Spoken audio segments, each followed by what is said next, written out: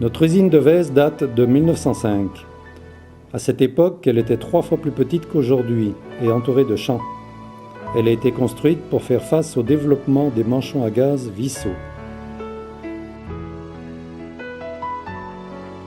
Jacques Vissot naît en 1872 à Lyon.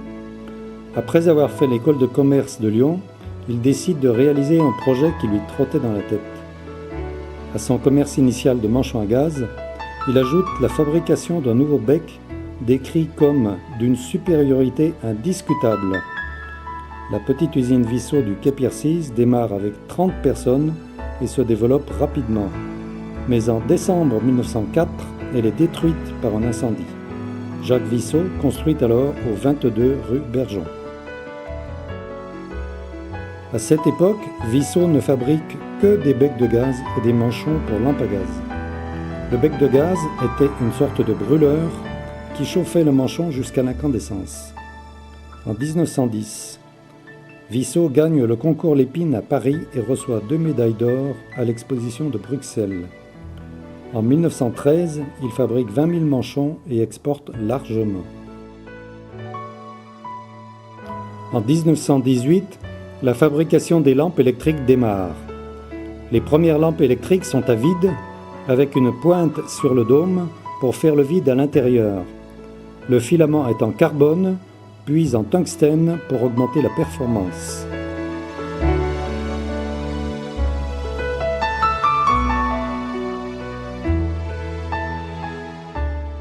Dans les années 20, la radio se développe beaucoup et Jacques Vissot démarre en 1927 la fabrication des lampes radio. Elles ont une fonction similaire à celle du transistor d'aujourd'hui. La fabrication de ces lampes était complexe et très manuelle.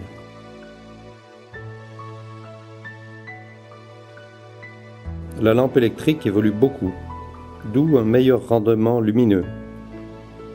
Le filament est enroulé 2 fois de suite. La fabrication des filaments débute en 1934. Dans la lampe, le vide est remplacé par un gaz. La pointe disparaît. On voit apparaître les premières machines automatisées, 15 000 lampes par jour, 250 personnes, et l'usine s'agrandit. 39-45, c'est la guerre, les bombardements de mai 44. Et c'est aussi 6 semaines de fermeture en 45 à la Libération. En 1948, une nouvelle génération de lampes radio se profile. Vissot collabore avec Sylvania. En 1950, c'est le début des chaînes semi-auto.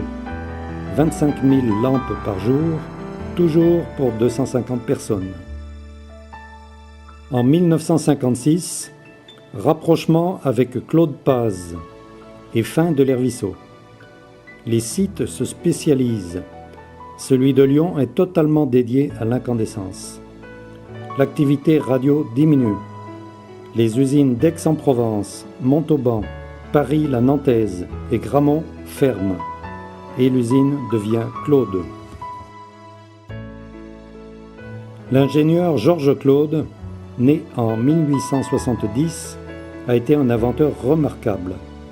Peu après ses études, il met au point un procédé de liquéfaction de l'air pour séparer l'oxygène et l'azote.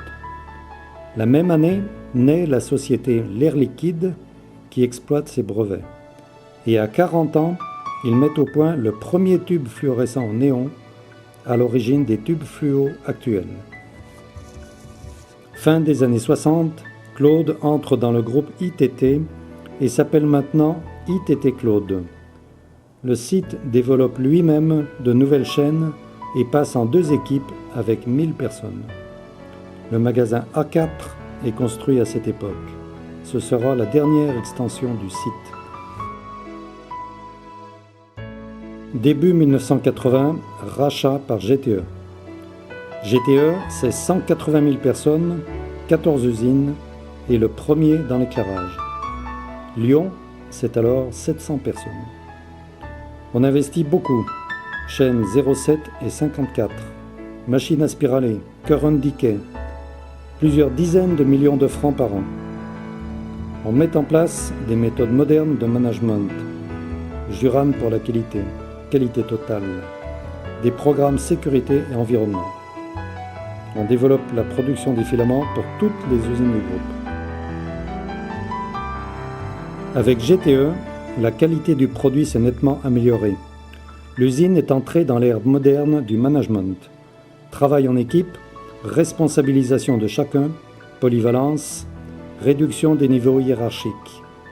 L'usine est prête à affronter les enjeux des années 90, l'amélioration continue des coûts et de la qualité. En 1989, la direction lance le journal de l'usine à fond la lampe qui vivra jusqu'à la fermeture du site.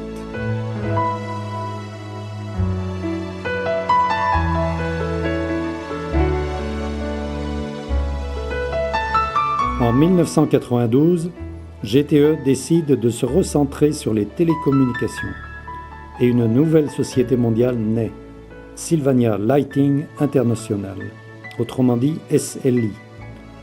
De grands projets d'amélioration sont conduits à Lyon.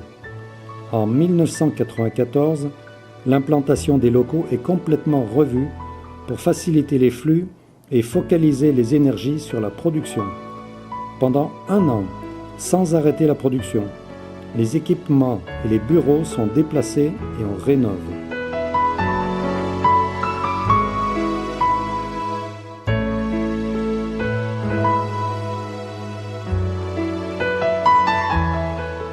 Se succèdent avec réussite les projets de certification ISO 9001, la prise en charge de la maintenance par tout le personnel de production avec le projet TPM, l'automatisation et la supervision des chaînes de production.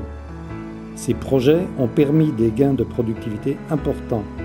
Sur la chaîne 31, chaîne pilote, la productivité a triplé en 10 ans.